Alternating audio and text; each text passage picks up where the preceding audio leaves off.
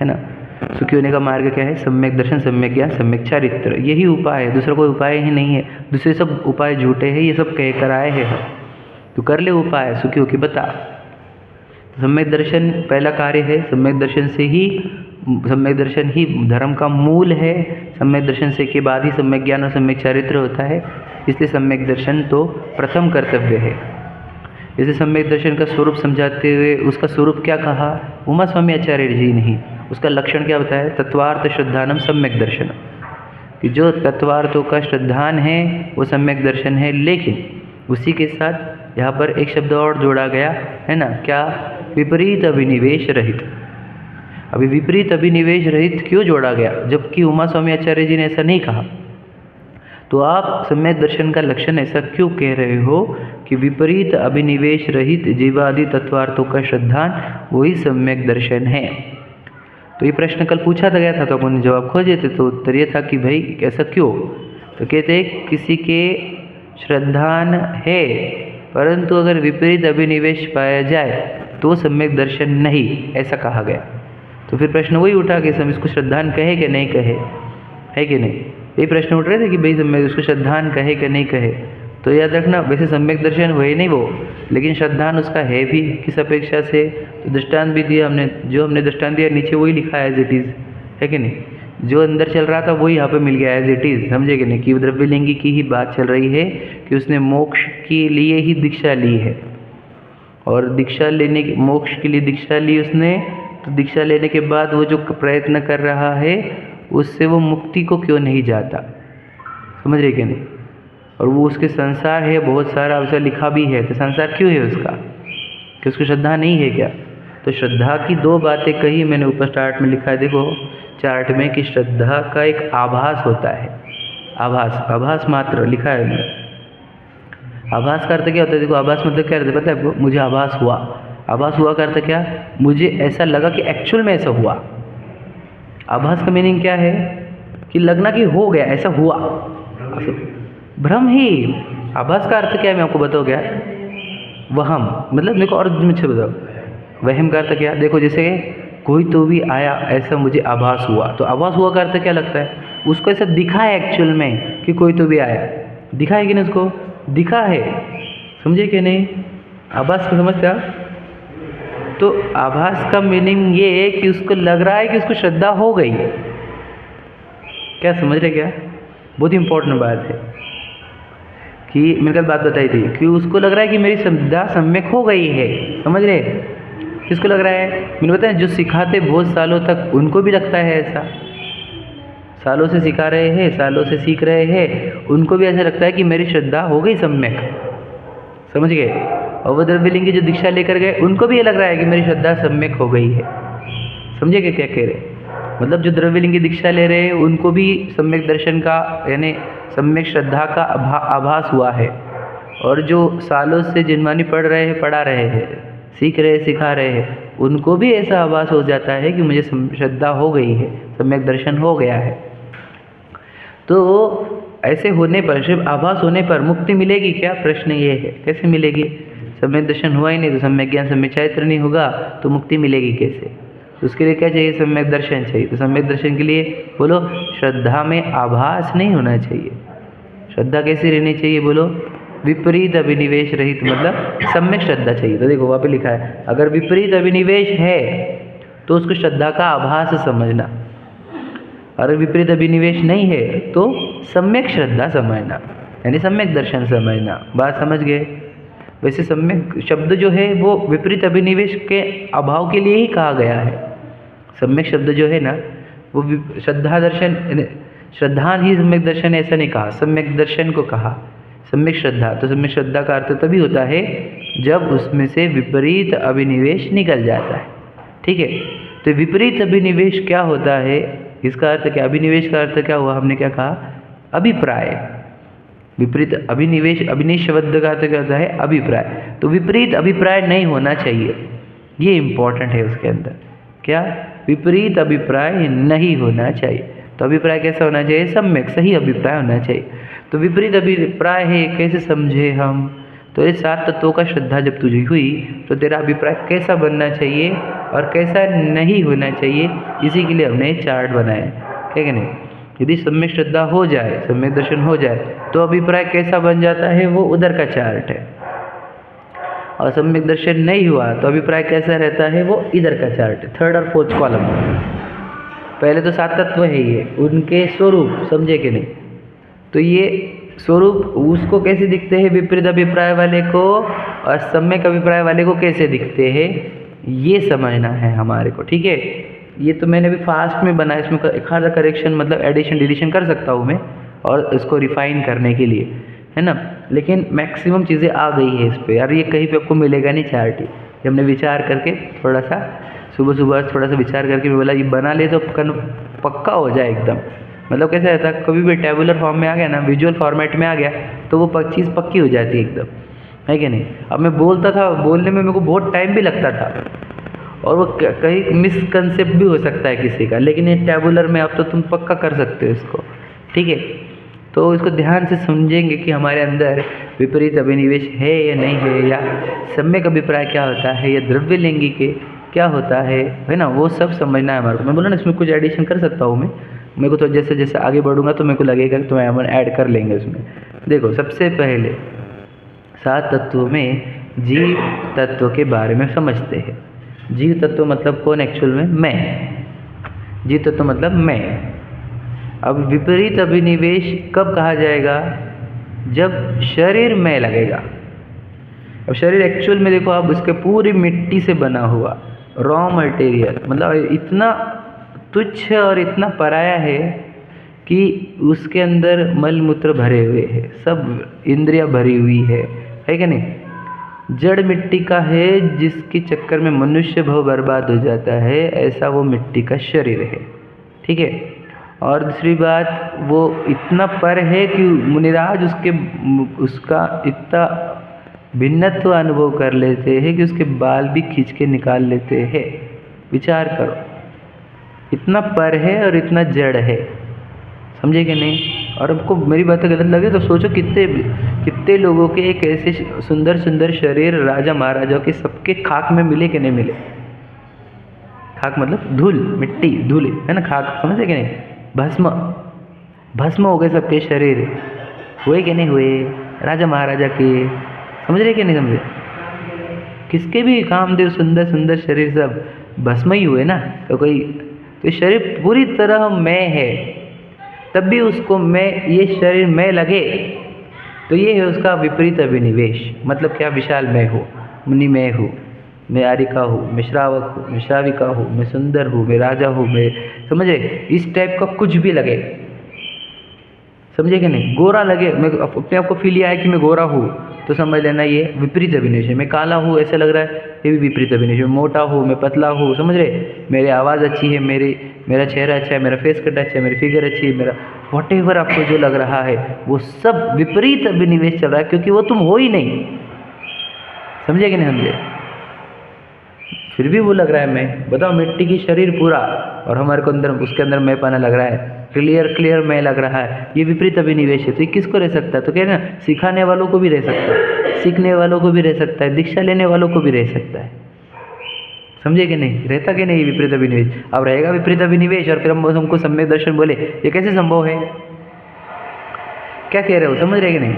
मतलब सोचो, एक एग्जाम्पल, विशाल को ही देख लो, दीक्षा ले ली विशाल ने, मान के चलो, और उसको ये लग रहा है विशाल तो अपन है, अपन तो गोरे है, अपन तो काले मोटे पतले है ना, पुरुष है अपन, अपनी आवाज़ अच्छी है, अपने को प्रभावना करनी, इस टाइप की चल रही है उसके अंदर फीलिंग। तो विपरीत अभिनिवेश बना हुआ है कि नहीं, शरीर में हुआ वाला, समझे कि नहीं समझे। मान के चलो दीक्षा ले गया, आत्मा को मुक्ति नहीं, मुझे मुक्ति चाहिए, मुझे मुक्ति, विशाल को मुक्ति चाहिए, ऐसा चल रहा है, तो विपरीत अभिनिवेश है। ये अंदर बैठा हुआ है सूक्ष्म, मैंने क्या बताया, रिफाइंड वर्क है ये, एकदम सूक्ष्म अंदर से निकलनी चाहिए, हमारे अंदर से ये सब भूलें निकलनी चाहिए, इसके लिए, समझे कि नहीं। बहुत गहरी बात है। बताओ ये विपरीत अभिनिवेश हमारे अंदर है या नहीं है, ये बताओ।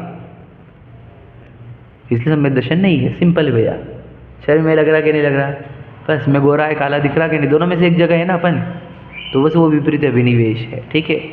सम्यक अभिप्राय क्या रहता है, मैं आत्मा हूँ, क्या लिखा है मैंने, हाँ मैं आत्मा, अपन तो आत्मा है भैया, अपन तो शरीर है ही नहीं, इस शरीर के भीतर जो जीता जागता चैतन्य वस्तु है, मुझे कैसा त्रिकालिक ध्रुव शुद्ध क्या बताया उसके बारे में हम, अनादि अनंत अनंत शक्तियों से भरा हुआ, कभी क्या बोले हम उसको, कभी नाश नहीं होता, जिसके अंदर अनंत शक्तियाँ भरी हुई, अनंत गुण भरे हुए, जो अजर अमर अविनाशी अरहंत सिद्ध दशा का उत्पादक, केवल ज्ञान के अनंत पर्याय, सिद्ध दशा के अनंत पर्याय जिसमें से निकलने वाली है वो वस्तु में हूँ। तो ये हो जाना, ये होता है सम्यक अभिनिवेश, सम्यक अभिप्राय। ओके, ऐसा है हमारे अंदर नहीं है। इसका अर्थ समझ लो आप, समझ में आ गया? विपरीत अभिनिवेश, सम्यक अभिनिवेश, ये क्लियर होना चाहिए। तो ये जो रह जाती है बात, वो पहली वाली बात है बोला क्या भैया, सबसे बड़ी मिस्टेक वो मैं शरीर हूँ और मैं आत्मा हूँ, यहाँ पर ही मिस्टेक है सबसे बड़ी। सोचो जहाँ मैं शरीर हूँ आ गया, उधर वो सब चीज़ें आ जाएगी, ये थर्ड कॉलम, और जहाँ मैं आत्मा हूँ ये आ गया, वहाँ पर फोर्थ कॉलम काम करेगा। अब जो मैं शरीर हूँ मानता है उसी को मिथ्या दर्शन कहते हैं, जो मैं आत्मा हूँ मैं मानता है उसी को ही सम्यक दर्शन कहते हैं। एक्चुअल में सम्यक दर्शन मिथ्या दर्शन तो ये वाला है, लेकिन उसके पहचान के चिन्ह ही ये 6 चीज़ें और है कि कैसे पहचाने कि आप शरीर को मैं मानते हो कि आत्मा को मैं मानते हो। तो उसके लिए 6 चिन्ह और है हमारे पास। क्या समझा? मूल में सम्यक दर्शन या मिथ्या दर्शन इतना ही है कि आप अपने आप को मानते क्या हो। आप अपने आप को अगर शरीर मानते हो तो ये मिथ्या दर्शन होता है, और अगर आप अपने आप को आत्मा मानते हो तो ये सम्यक दर्शन होता है। तो कोई बोलता है नहीं मैं तो आत्मा मानता हूँ खुद को, एग्जाम्पल, मतलब उसको क्या हुआ है, श्रद्धा का आभास हुआ है। नहीं मैं तो अपन आत्मा मानते, भैया तुम बोलो, हम वो साल से सुन रहे हैं, हमको मालूम मैं आत्मा हूँ, समझ रहे? हम सिखाते इतने लोगों को कि मैं आत्मा हूँ, तो मैं आत्मा ही हूँ, मुझे मालूम मैं आत्मा हूँ। भाई हमने दीक्षा ली है, समझे कि नहीं, कि मैं आत्मा हूँ ये जानकर हमने दीक्षा ली है। तो किसी को ये लग रहा है कि मैं आत्मा हूँ, मतलब लग रहा है बोला मैंने, मतलब क्या, उसको आभास हुआ है कि मैं आत्मा हूँ। अब कैसे बोल सकते तुम आभास, क्योंकि उसके अंदर ये 6 चीज़ें अभी भी है, उसके अंदर ये 6 चीज़ें दिख रही है हमारे को नीचे वाली। इससे हमको ये सिद्ध हुआ कि इसके जो मैं आत्मा हूँ ये वाला श्रद्धान आभास वाला है। समझे क्या भैया? बहुत इंपॉर्टेंट बात है, एकदम गहरी, आपको एकदम सूक्ष्म चीज़ें बता रहा हूँ मैं। समझे क्या? क्या कहा मैंने, समझा क्या भाभी? देखो क्या कहा मैंने कि वो बोल रहा है कि मुझे मालूम है मैं आत्मा हूँ,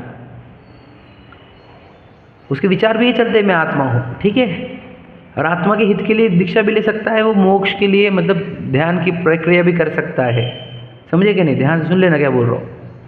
और कोई हजारों सालों तक या फिर सैकड़ों सालों तक सिखा सकता है दूसरों को आत्मा का कंसेप्ट, कि अपन आत्मा अपन शरीर नहीं है। समझे क्या नहीं? तो बोलते भैया हमने इतना सीखा भी है और सिखाया भी है कितने लोगों को कि मैं आत्मा हूँ मैं शरीर नहीं, तो भी अगर उसके अंदर ये सब चीज़ें चल रही थर्ड कॉलम की, समझे कि नीचे वाली 6 चीज़ें, तो समझ लेना उसको भी आभास हुआ है क्या कि मैं आत्मा हूँ, ऐसा श्रद्धान नहीं हुआ है। आभास और श्रद्धान भाई समझ लेना, एकदम स्ट्रांगली फील करना है इसको और गहराई से उतरना है इसके अंदर, है कि नहीं? और ये जन्म मरण मिटने की विद्या है जो सिखा रहे हैं हम आपको। ये सीख लेंगे आपके जन्म मरण खत्म हो जाएंगे, आप सिद्ध शिला पर पहुँच जाओगे बहुत जल्दी, पक्का एकदम। ये दुनिया की वो सच्चाई है जो बहुत कम लोगों के पास है, हमारे पास जिनवानी से मिली है। आपको जिनवानी का सार बता रहे हैं। दूसरा अजीव तत्वों को ले लो। अजीव का अर्थ क्या? बोलो जो मैं नहीं, पर, मेरे लिए पर क्या है, समझे क्या नहीं? तो पर क्या है, तो बताओ अज्ञानी के लिए पर क्या रहता है? क्या लिखा आपने कि पर द्रव्य को वो मेरा बोलता है, जैसे पत्नी, बच्चे, घर, परिवार और शरीर को तो हमने ऊपर कवर किया है। वैसे अगर ये चीज़ें हमारे को मेरी लग रही है, ध्यान से सुनना, तो पत्नी मेरी नहीं है, वो सिंपल विवाह हुआ है हमारा उसके साथ, 7 फेरे लिए हमने समाज के पंचों के सामने और हजारों लोगों के सामने हमने उसके साथ विवाह किया है, बराबर है? वो भी न्याय से अपनी कुल की, है ना, वो विवाह किया। तो वो पत्नी मेरी नहीं है विकास भैया, वो पत्नी मेरी नहीं है, ध्यान से सुनना।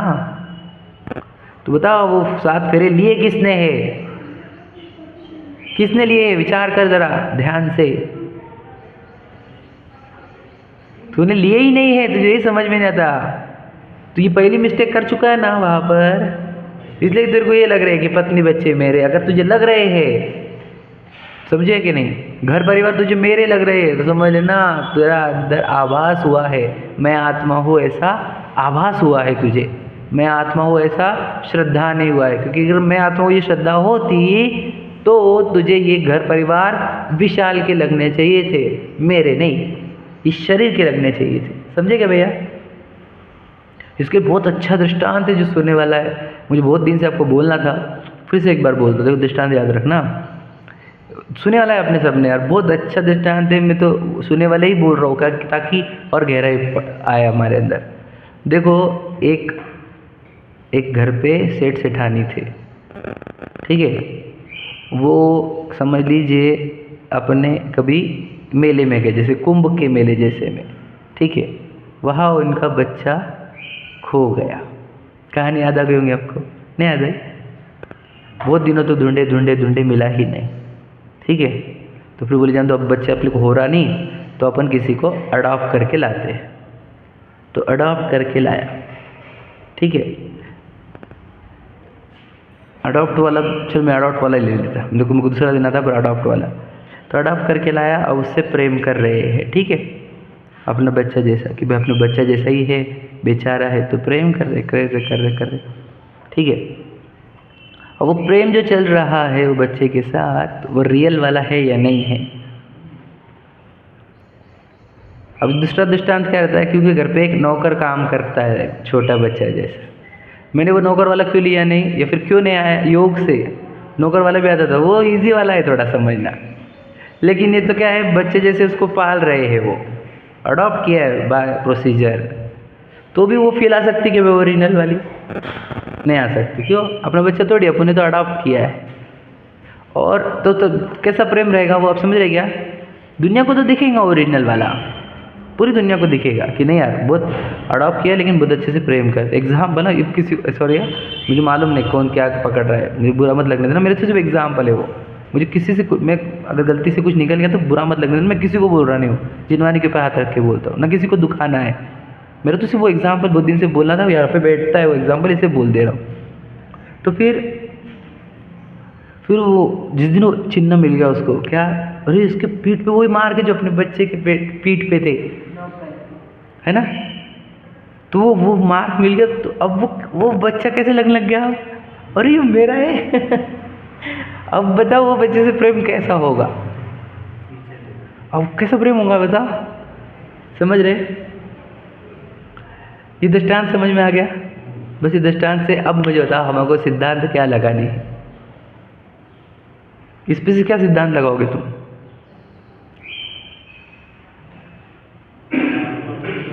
आत्मा जो है वो पहले कैसी थी बता, हमारे को आत्मा अपने बच्चे जैसी लगती है क्या? अडॉप्टेड चाइल्ड जैसी समझे कि नहीं समझे? लॉजिक है कि नहीं? आभास में ही होता है, आत्मा तो बोलता हूँ मैं आत्मा हूँ, लेकिन वो प्रेम नहीं आता है आत्मा से, वो वाला ओरिजिनल वाला, समझे कि नहीं? हाँ, और जैसे एक बार चिन्ह मिल गया, अरे ये दो हूँ मैं और कौन हूँ मैं, जानने देखने वाले शरीर में तो कुछ भी नहीं हो रहा, तो फिर आत्मा के साथ कैसा प्रेम होता है? फिर वो भक्ति गाए पंडित जी, देखो वहाँ पे कि प्रेम जब अनंत हो गया, निज से प्रेम जब अनंत हो गया, रोम रोम संत हो गया, सुने ना कितने गाते थे, निज से प्रेम जब अनंत हो गया, रोम रोम संत हो गया। सच में होता है, अपने से प्रेम एक बार हो गया तो हमारा रोम रोम आत्म कल्याण के लिए भावना भाता है, और फिर अच्छे बनते जाते हैं तो रोम रोम संत हो जाता है। क्या हमको आत्मा आज जो लग रहा है ना, वो सौतेला जैसा फील है, या फिर सौतेला बोलो, या फिर वो एडॉप्टेड चाइल्ड जैसा प्रेम है उससे, समझे कि नहीं? और जब उसका अनुभव हो जाता है कि अरे यही तो बने, तो उससे रियल वाला प्रेम प्रारंभ होता है, समझे कि नहीं? तो हमारे को ये शरीर, अभी देखो आत्मा जो है वो कैसी लग रही है हमारे को, पराई ही लग रही है आज के डेट में, क्योंकि शरीर स्व लग रहा है, समझे ना? तो इसलिए भी देखो, जब शरीर में हूँ तो घर गाड़ी मेरे है कि नहीं, बताओ भैया? कौन है ऐसा यहाँ पे जो घर गाड़ी बंगले को अपना नहीं मान रहा? बताओ भला कौन है यहाँ पे? जो छोड़ते हैं ना वो भी बोलते मैंने मेरे घर गाड़ी बंगले छोड़े हैं समझे क्या कह रहा हूँ? विचार करो मैं क्या बोल रहा हूँ, आप समझ रहे होंगे ना इशारा। मेरे घर गाड़ी बंगले छोड़े भैया मैंने, मेरे पूरे जितनी प्रॉपर्टी थी सब छोड़ी मैंने, तेरी थी नहीं, वही तो समझा नहीं तू। हमने हमारा डोनेशन दिया, इतना डोनेशन दिया, इतना डोनेशन दिया, तेरे को समझा ही नहीं, तेरा था का वो, तू तो चौकीदार था थोड़े दिन का, है कि नहीं? तो मेरे घर गाड़ी बंगले किसको लग रहे नहीं यहाँ पे, बता किसको नहीं लग रहे यहाँ पे, है कोई ऐसा? तो ये इससे सिद्ध होता है क्या, आत्मा में अहमपना हुआ नहीं है, शरीर में ही अहमपना चल रहा है। भैया समझ रहे ना रोहित भैया, ये सिद्ध करता है। ठीक है, मैं तो जीव अजीब पे ही आया होगी, तो आश्रबंध सब सिद्ध करने हैं मुझे, समझ में आ गया? घर गाड़ी बंगले परिवार कुछ भी कुछ भी कुछ भी कुछ भी, ये अगर आपने लग रहे तो समझ लेना, समझा ही नहीं तुमको कि शरीर है, शरीर के है ये। माँ बाप है कि नहीं मेरे, बोलो मेरे माँ बाप है कि नहीं? तो भैया तो क्या समझ रहे शरीर के माँ बाप रहते वो, समझता नहीं? पत्नी भी शरीर की है वो, दीक्षा लेने को जाती तो क्या बोलते वो, हे शरीर की जननी, सुने कि नहीं माता को, मुझे मेरी आत्मा की जननी के पास जाना है, समझे कि नहीं? हे शरीर की रमणी मतलब पत्नी, मुझे मेरे आत्मा में रमण करना है। सुना है नहीं शब्द, तुमने सुने कि नहीं सुने? ऐसे शब्द उच्चार करते वो जो दीक्षा लेते वो, हे शरीर के माता पिता, उसको तो श्रद्धा नहीं ना इस बात का। आप समझना मेरी बात, ये सब गहरी है, ये सब इम्पोर्टेंट है सब। तो शरीर के माता पिता, शरीर की पत्नी बच्ची, शरीर के, समझे कि नहीं, घर गाड़ी, शरीर के ये दिखना चाहिए माँ को, ये हुआ नहीं हमारे अंदर, इससे सिद्ध होता है हमारा आत्मा में हम बनाने आया है, शरीर में ही हम बना है। दो चीज़ें क्लियर कर दी, जीव अजीव समझ में आया भैया? तो उसको कैसे लगता है, उसको सम्यक अभिप्राय को आप लोग कुछ भी नहीं आता, क्या है बता भला, जहाँ देह अपनी नहीं, ये फीलिंग है उसके अंदर कि बॉडी अपनी नहीं है, कहाँ पत्नी बच्चे आप लिए, बता समझ में आ रहा है? उसका अभिप्राय क्या है और इसका अभिप्राय क्या है, समझ लीजिए, है ना? परद्रव्य में घर गाड़ी बंगले लिए मैंने मुख्यतः से यहाँ पर, समझ में आया? इसमें से एक भी चीज़ अपनी लग रही समझना है, अपने को अपना आत्मा में हम बना नहीं हुआ है, ठीक है? तीसरा आश्रव, आश्रव का स्वरूप मैंने बताया था कि परद्रव्य का एकत्व यानी मिथ्यात्व वाला आश्रव। आश्रव का अर्थ होता है दुख, दुख रूप भाव, दुख, समझ रहे कि नहीं? तो मुझे बताओ, जिसके अंदर विपरीत अभिनिवेश चल रहा है, अर्थात जो शरीर को मैं मानता है, हम बना शरीर में है, उसके अंदर की फीलिंग और जिसका मैं आत्मा हूँ उसके अंदर की फीलिंग में अंतर क्या है? देखो यहाँ पे लिखा है, क्या लिखा है कि जो आश्रव को याद रखना, जिसे व्रत संयम दुखरूप लगे,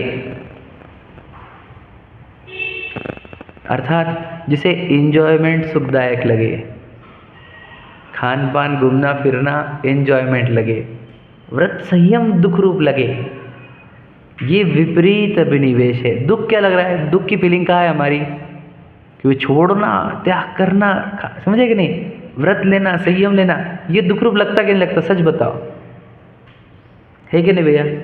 और बिना व्रत के फुल टू जैसे 10 लक्षण हमारे को दुखदायक लगते हैं कि वो 355 दिन,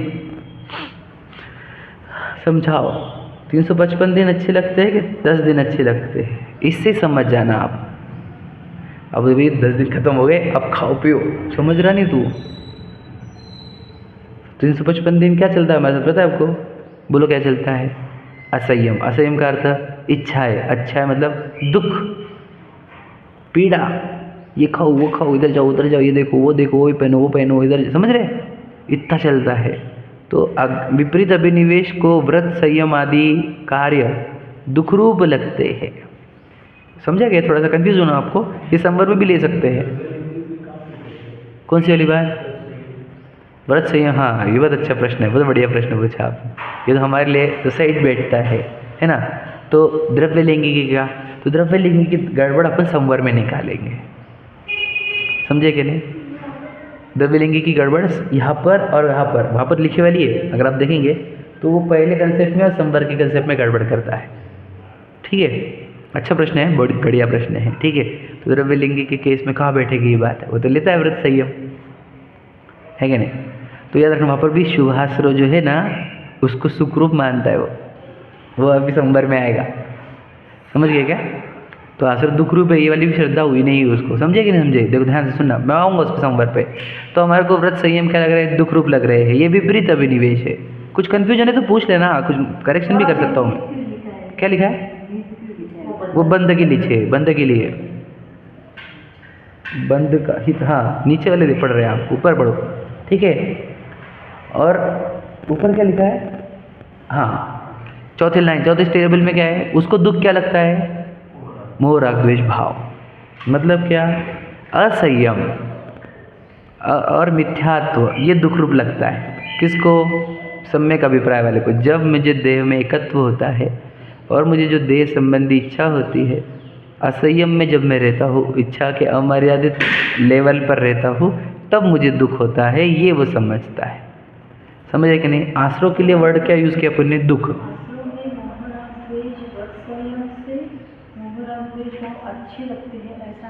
नहीं, दुख है वो, दुख क्या लगता है, देखो इसलिए खबर नहीं समझे। देखो आश्रव का अर्थ क्या, दुख क्या लगता है आपको। तो मिथ्या दृष्टि को दुख क्या लग रहा है, व्रत संयम। और सम्यक दृष्टि को मोह राग द्वेष भाव। चाहिए क्या ये नहीं पूछा हमने, दुख क्या लगता है ये पूछा है। समझे क्या क्या कह रहा हूँ मैं। हाँ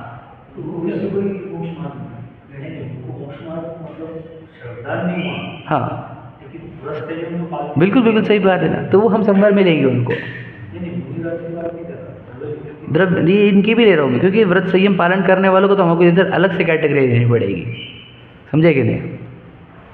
ये समझ में, पहले तो हम मैक्सिमम लोगों की कवर कर रहे हैं, फिर अपन उसको तो कवर ही लेंगे। संवर नहीं, जब ये साथ में तो सबके सब कवर हो जाएंगे, A to Z, कोई छूटेगा नहीं। इसमें कुछ कन्फ्यूजन है क्या, सच में पूछना। देखो हो सकते करेक्शन एरर, या फिर आपको लग रहा होगा कि कुछ एडिशन नहीं समझा हमारे को। समझा क्या, आप क्या बोला मैंने, नहीं समझा।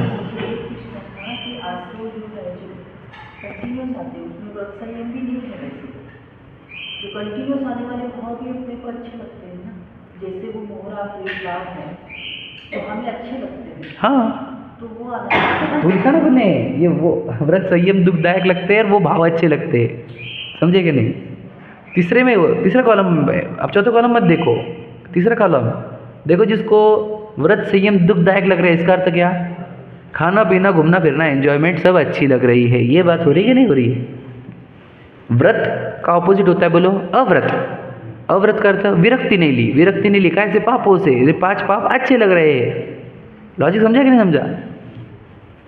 अब समझा क्या, स्पष्ट हुआ क्या, स्पष्टता करते चलो, नहीं तो देखो और रिफाइन। भैया समझ रहा है, कठिन जा रहा है, एकदम इजी रखो उसको। मैं इसलिए इसको सिंपल टोन में रख रहा हूँ। क्या व्रत संयम अच्छे लग रहे हैं कि दुखदायक लग रहे हैं, ये बताओ हमारा अभिप्राय क्या बोलता है। सोचो, मेरे को आंसर मत देना, आपका अभिप्राय क्या बोल रहा है वो जज करना।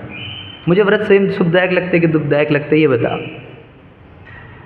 समझे कि नहीं। मुझे अगर वो दुखदायक लग रहा है व्रत संयम, तो समझ लेना मेरे अंदर वो थर्ड विपरीत अभिनिवेश है मेरे अंदर। मैं शरीर को मैं मानता हूँ। समझे कि नहीं समझे। और मुझे व्रत संयम अच्छे लग रहे हैं, समझे ना, तो मुझे सम्यक अभिप्राय है। समझे कि नहीं, मेरे अंदर सम्यक दर्शन हुआ है।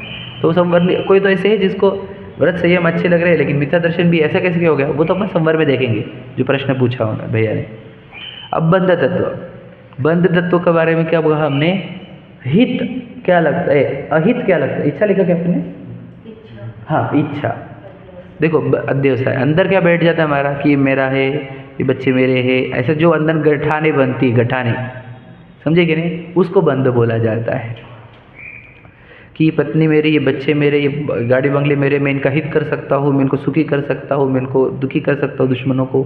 समझे कि नहीं। ऐसे जो हमारे अंदर गठाने बैठी हुई है, वो विपरीत अभिनिवेश वालों को ये गठाने कैसी लगती है, हितकारी लगती है। समझे क्या, ये गठाने अच्छी लगती है कि बुरी लगती है।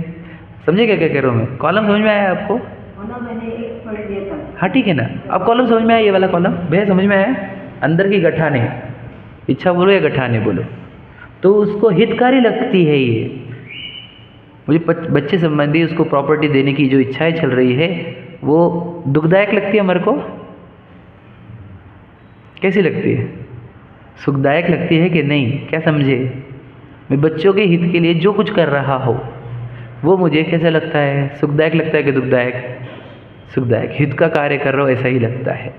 और अज्ञानी जन को वो अहित लगता है। भैया इतने गांठे बंध गए अंदर, इतनी गांठे तो इतने टेंशन भी है, चिंता है, भय है, समझे कि नहीं, स्ट्रेस है।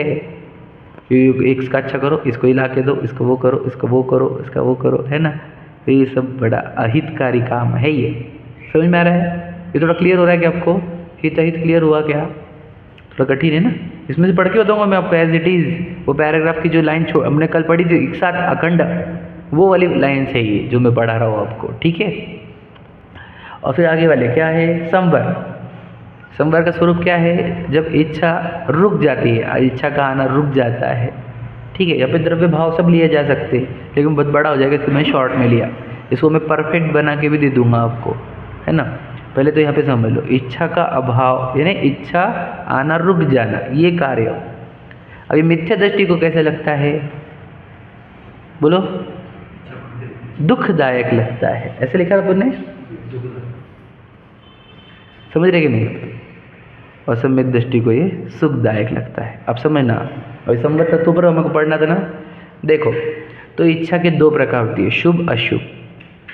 अब शुभ इच्छा मतलब क्या, व्रत संयम महाव्रत लेना, समझे कि नहीं।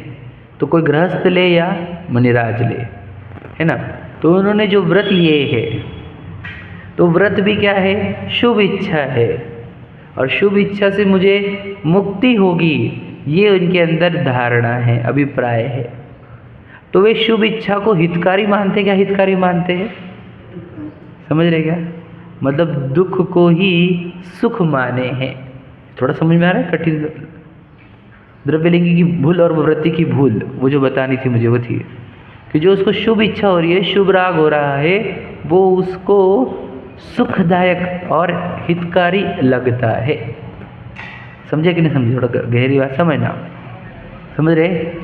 और कि समझ रहे ना भैया। और शुभ इच्छा छूटे ऐसे कोई भावना नहीं उसके अंदर, व्रतों की संयम की शुभ इच्छा छूटे ऐसी कोई भावना है कि उसके अंदर नहीं। उसको तो लग रहा है ये व्रत से ही मुझे मुक्ति मिलने वाली है, ये शुभ इच्छा से ही, शुभ राग से ही मुक्ति मिलने वाली है, ऐसे उसकी भ्रांति रहती है, विपरीत अभिनिवेश रह जाता है। ओके, समझ में आया। और वही वहाँ पर उसको संवर भाव कैसे लगता है, जब इच्छा आना रुक जाएगी तो कितना आनंद होगा मेरे अंदर जब इच्छा ही नहीं होगी, शुभ इच्छा अशुभ इच्छा ही नहीं होगी, तो मेरे अंदर कितना आनंद होगा, ऐसा उसके अंदर चलेगा कि नहीं चलेगा। समझ लो आप, समझ रहे कि नहीं समझ रहे। जब मेरे अंदर शुभ अशुभ इच्छा नहीं होगी तो ही मेरे अंदर सुख आएगा, ये अंदर उसके चल रहा है, समझेंगे। तो वो शुभ इच्छा को छोड़ना चाहता है, नष्ट करना चाहता है, शुभ को भी। समझ में आया कौन, ये सम्यक अभिप्राय वाला, सम्यक दर्शन वाला, समझ में आ गया। ओके, कहीं कंफ्यूजन हो रहा है क्या। हाँ होते हैं, ये कौन है सामने आप, ये कैसे बने ऐसे, बता, ये बने कैसे ऐसे, मतलब देखो दिस इज द रिजल्ट। तो इन्होंने रिजल्ट के लिए कुछ ना कुछ साधना करी होंगी, तो वो साधना करके ऐसा रिजल्ट मिला, समझे कि नहीं। तो ऐसा बनने के लिए जो साधना की जाती है उनको साधु बोलते हैं, न्यूट्रल बनने की जो साधना कर रहे हैं उनको साधु बोलते हैं, और न्यूट्रल हो गए भगवान जी, समझे कि नहीं। ये न्यूट्रल होने को वितरागता, निर्वांछकता, शुद्धोपयोग, चारित्र, ये बोला जाता है। आत्मध्यान, ये जो न्यूट्रल बोल रहे हैं ना, तो आत्मध्यान में जीव न्यूट्रल है कि नहीं है, ये बताओ, है कि नहीं। न्यूट्रल होने का एक ही उपाय आत्मध्यान। न्यूट्रल समझ में आया इनका क्वेश्चन, शुभ अशुभ दोनों भी रहित हो गए, उसको न्यूट्रल बोल रहे हो, बराबर है। उसको वितरागता बोलते हैं, आत्मध्यान बोलते हैं, शुद्धोपयोग बोलते हैं, चारित्र बोलते हैं, समता भाव बोलते हैं, समझे कि नहीं।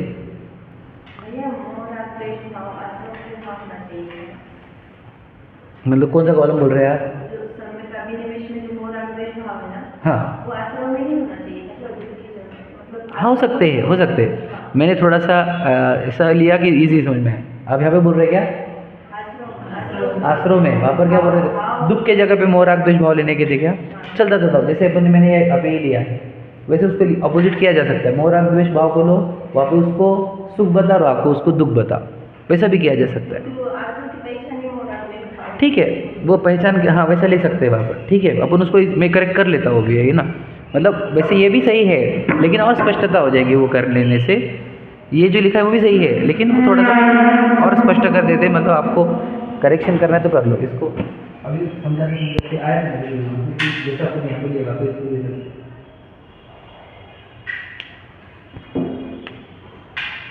जैसे मोह राग, मोह राग भाव, ठीक है, है ना। यहाँ पर क्या लिखेगा वो सुख, और यहाँ पर लिखा दुख, ठीक है। ओके, गया, अब समझ में आ गया ना। अब तो स्पष्ट हो गया। मैंने एंजॉयमेंट के एंगल से बोला था आपको वही कि इसको जो मोह राग द्वेष भाव है एंजॉयमेंट वाले, वो कैसे लगते हैं? इसको अज्ञानी को सुख रूप लगते हैं और ज्ञानी को वो दुख रूप लगते हैं। इसलिए मैंने बोला था ना, एंजॉय, अगर सुखी जीव ये शब्द निकला तो आपके सामने कौन इमेज बननी चाहिए? समझे कि नहीं? कौन सी इमेज बननी चाहिए? वो देव शास्त्र गुरु या 5 परमेश्वर। समझ में आ गया? क्योंकि उनके पास मोह राग द्वेष नहीं है, वो सुखी है। हमको वो एंजॉयमेंट करने वाले, गोवा, फॉरेन टूर, खाना पीना है ना, करोड़ों की शादियाँ वाले अगर सुखी दिख रहे हैं तो समझ लेना कि हमारे को अभी वो ये विपरीत अभी निवेश चल रहा है। भैया समझ में आ गया? ओके ना एकदम? चलो आगे। अभी संवर हो गया, हमें संवर समझ में आ गया। अब निर्जरा के बारे में। तो निर्जरा का अर्थ क्या होता है? इच्छा का अब नाश होते चलना, ठीक है? स्पीड से इच्छा घटती हुई चले तो उसको बोलते हैं निर्जरा। एक्चुअल कंसेप्ट ये है, समझ में? अब अज्ञानी को क्या होता है ये बता। अज्ञानी को क्या लगता है? इच्छा खत्म हो रही का अर्थ क्या? क्योंकि आहित हो रहा है मेरा। बोले इच्छा नहीं रहेगी तो जीने में क्या मजा आएगा? आशा होनी चाहिए, है ना? क्या जीवन जीने के लिए आशा होनी चाहिए। तो इच्छा का अभाव होना उसको दुखदायक लगता है। बोलते देखो मेरी ज़िंदगी में कुछ बचा ही नहीं, अब कोई इच्छा ही नहीं बची है कि नहीं? निरस हो गया ऐसा लगता है उसको जीवन, अगर आशा यानी इच्छा कम हो गई तो। समझे क्या? जिंदगी जीने के लिए तो इच्छा होनी चाहिए। समझे कि नहीं समझे? लॉजिक समझना आप थोड़ा सा। कौन बताओ, कौन ऐसे जो इच्छा के अभाव को सुख मानता है? नहीं मानता कोई, दुख मानते हैं हम। ये थोड़ा कंसेप्ट समझ में नहीं आपको? मैं एकदम सिंपल बताओ। देखो, दुनिया के लिए एंजॉयमेंट के आधार पर क्या करते हैं लोग? इच्छा पहले क्रिएट करते हैं। मतलब घर बनाने से सुख मिला कि नहीं मिला? सच बताओ, घर बनाने से सुख मिलता कि नहीं? जो भाड़े के घर में रह रहा था भैया, वो मूवी देखी ना, एक चीज़ मिलेगी वंडरफुल, उसमें आया है। देखो, कोई भाड़े के घर में रहता है, खुद के घर में गया तो सुख मिला कि नहीं मिला उसको? हाँ या नहीं? बता, सच बताना। बस सुख मिला कि नहीं मिला? नहीं, दुनिया में जो चल रहा है वो बता। सुख मिला तो बता, सुख आया कौन से घर से? मतलब कर्टन से आया, दीवार से आया, पीओपी से आया, कौन सी जगह से आया? आप समझे क्या? नहीं, बल बताओ, एग्जैक्टली सोर्स ऑफ हैप्पीनेस बताओ। जो अंदर एक इच्छा तड़प रही थी कि मेरा खुद का घर होना चाहिए, खुद का घर होना चाहिए, खुद का घर, वो इच्छा का अभाव होने से सुख आया है। समझे क्या क्या कह रहा हूँ मैं? वो घर से कहीं नहीं आया। मेरे अंदर जो तड़पन चल रही थी ना, एक बार अपना खुद का घर हो जाए, एक बार अपना खुद का घर हो जाए, एक बार अपना खुद का घर हो जाए, जो निरंतर अखंड इच्छा चल रही थी, वो जब शांत हुई है उसका सुख आया है उसको। हाँ या नहीं? लॉजिक समझना आप, सही कि नहीं? तो कहना क्या है, फिर दुनिया कर क्या रही पता है आपको? बोलो, समझे क्या भैया? क्या कर रही है? इच्छा क्रिएट करती जाती है और उसको पूर्ति को सुख मानती चलती है। अब फिर इच्छा नहीं रहेंगी तो फिर मजा क्या आएंगे जीवन में? ऐसा लगेगा लोगों को। ऐसा है कि नहीं भैया? होनी चाहिए भैया, कुछ तो कुछ रखो खुद के दिमाग में, कुछ तो भी टारगेट रखो। बिना टारगेट के कैसे जीते तो हम कैसे इतने संतुष्ट किए? ताने यही मरते पड़ते ना अपने को। हाँ, बहुत जल्दी हो गए तुम। अरे कुछ ना कुछ टारगेट होना चाहिए। टारगेट मतलब इच्छा बोलते बोला क्यों? कुछ ना कुछ इच्छा दिमाग में रखो और फिर उसके लिए भागो। ये ऐसा। तो ये अज्ञानी को इच्छा का नाश होना अहितकारी दिखता है और ज्ञानी को हितकारी लगता है। ओके, ये समझा क्या आपको? मैं आपको जो ये मकान का एग्जांपल दिया उससे याद रखना कि हमारे को सोर्स ऑफ हैप्पीनेस क्या है हमारी दुनिया में? बताओ, पूरी दुनिया में एक इच्छा करो और उसकी इच्छा की पूर्ति होने पर सुख। समझे कि नहीं? फिर जैसे वो हो जाता है, घर हो गया, अब अपने को एक बड़ी, समझे कि नहीं, गाड़ी, करोड़ों की गाड़ी होती है कि नहीं? और लिए बात फिर वापस हैप्पीनेस, क्या गाड़ी आ गई भैया, अपने जो dream car, my dream house, my dream car, dream नहीं, इच्छा कार और इच्छा की घर। मेरा इच्छा का घर आया और मेरा इच्छा की कार आई। समझे कि नहीं? तो इच्छा से तड़पाते तो बेटा बहुत साल तक। समझे कि नहीं? समझना। तो इच्छा का अभाव करना अज्ञानी को दुख रूप है और ज्ञानी को सुख रूप है। ठीक है? और एंड में बोलो, इच्छा का सर्वनाश हो जाना, इच्छा का पूर्ण नाश हो जाना, यह अज्ञानी के लिए परम अहित है। जैसे हम बोल रहे हैं मोक्ष में क्या मिलेगा तुम्हारे को, पूछते हैं लोग, तो वहाँ पे क्या मिलता है? घर गाड़ी मिलती क्या? पत्नी बच्चे मिलते हैं क्या? घूमने फिरने को मिलता क्या? मुझे नहीं, कुछ भी नहीं मिलता। तो क्या फ़ायदा होता जाके? समझे तुम? इसलिए अज्ञानी जन मोक्ष क्यों नहीं जाते? क्योंकि उनको लगता है बहुत बोरिंग चीज़ है वो। सही है कि नहीं? समझ रहे? ये प्रश्न पूछे कि नहीं तुम्हारे को?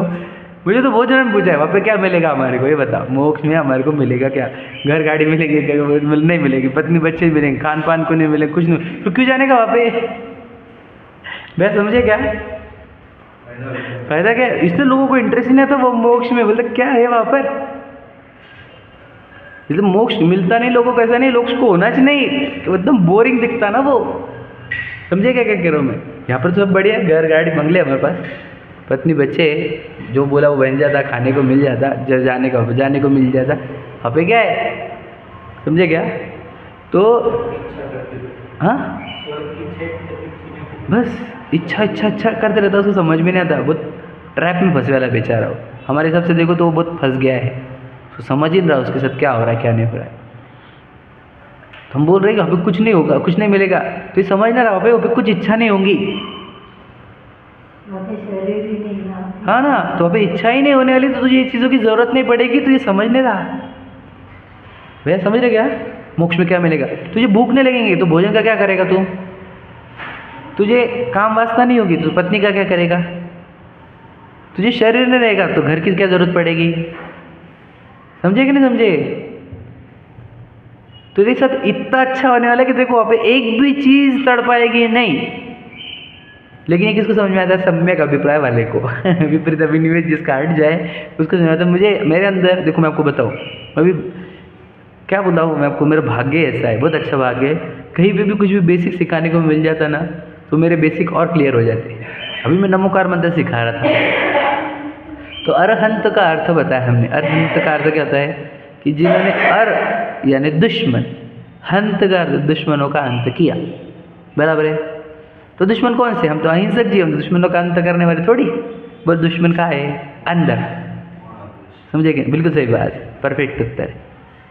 अंदर के शत्रु कौन सी? क्रोध, कषाय, अहंकार, छल, कपट, लोभ, आकर्षण, है ना, राग, द्वेष। तो जिन्होंने उनका नाश किया वो अरहंत है। तो अंदर का नाश होने पर ही सुखी होता है जी। मतलब समझ रहे क्या? मतलब दुख देने वाले कौन है? अंदर के शत्रु। समझ रहे क्या? नहीं तो सोचो मोक्ष का अर्थ क्या? जहाँ अंदर के शत्रु नहीं होंगे। समझे क्या?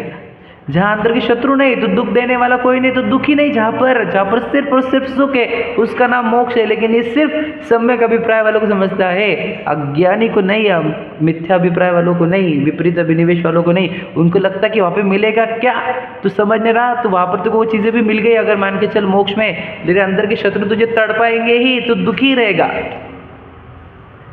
स्वर्ग के जी सुखी क्यों नहीं है? बताओ, उनके पास सब कुछ है जो आप चाहते हो, जितना आप सोच नहीं सकते उससे कई गुना उनके पास है।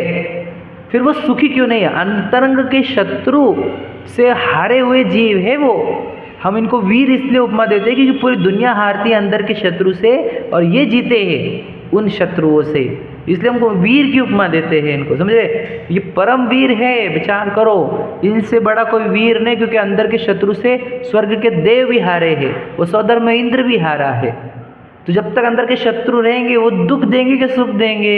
इतना लॉजिकली समझो आप। तो सुखी वही जी हो सकता है जो अंदर के शत्रु का नाश करे। तो अंदर के शत्रु के नाश का नाम ही मोक्ष है। समझना, मैं जो डेप्थ पे समझा रहा हूँ सब डेप्थ से समझना। अंदर शत्रु टिका के रहोगे और सुखी होने की बात करोगे, कैसे क्या हो जाओगे तुम? तुम आलोचना पाठ में करते क्या है? हम अंदर के शत्रु को एक एक गिन गिन के नष्ट करने की भावना करते, और निरंतर अपने शत्रु को ट्रेस करो और उनको नष्ट करते चलो। भैया अपने अंदर के शत्रु कौन से, को ट्रेस करो। कोई बोल रहा है, टोक रहा है, तो समझ लेना फायदे वाला जीव है, क्योंकि उसने मुझे वो ट्रेस करके दिया जो मेरे अंदर दोष थे। तो याद रखना, अज्ञानी जीव कैसे रहते हैं? उनको तारीफ करने वाले पसंद आते, और ज्ञानी जन वो रहते हैं जिनको अपने कोई दोष बताने वाले जीव पसंद आते। देखो, तारीफ सुनना तो सबको अच्छा लगता है, अज्ञान है। अगर कोई दोष बता रहा है तो सुन लेना। अब तुम मत चालू कर देना दोष बोलने को। मैं आपको बोलने को अलाउड नहीं कर रहा हूँ, लेकिन सुनने को अलाउड कर रहा हूँ। नहीं, दोष बता रहे, हम दोष बता रहे, तू मत बोल भैया, तेरे अंदर दोष भर जाएंगे। तू बोल मत, लेकिन कोई तेरा दोष बोल रहा है तो स्वीकार कर, खुश हो जा।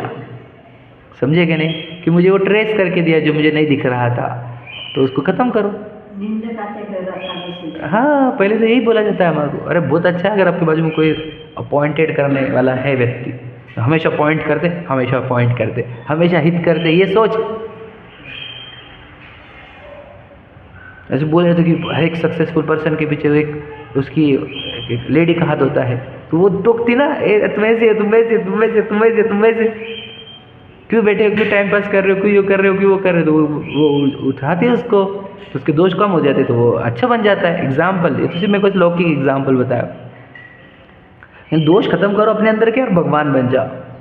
तो पूर्ण, जो अपने अंदर के पूर्ण दोषों को जीतना, उसी का नाम मोक्ष है। दोष मतलब का एक ही दोष है मुख्यतः, कौन सा? इच्छा।